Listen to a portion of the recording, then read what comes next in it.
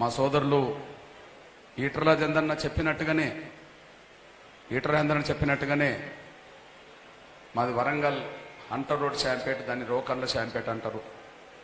ఆ రోకన్ల షాంపేట్లో ఒక 10-15 కోళ్ల ఫారాలు ఉండేది. అందులో గౌరవ పెద్దలు పురుషోత్తమరావు గారితో పాటు మా ఈటల రాజేంద్రన్న గారి కోళ్ల ఫారం కూడా అక్కడ ఉన్నది. ఆ కోళ్ల ఫారానికి నాకున్న అనుబంధం ఏందనే విషయం కూడా చెప్పాల్సి వస్తుంది. అన్న చెప్పలేదు. ఆ కోళ్ల ఫారానికి నాకున్న అనుబంధం ఏందో అన్న చెప్పలేదు. నేను చెప్పాలి, చెప్పడం నా ధర్మం కూడా. సోదరులారా, ఒక వరంగల్లో ఒక చిన్న రోకన్న శాంపేటన్న పుట్టిన ఒక పేద బిడ్డని నేను. ఈరోజు గౌరవ దేశ ప్రధానమంత్రి,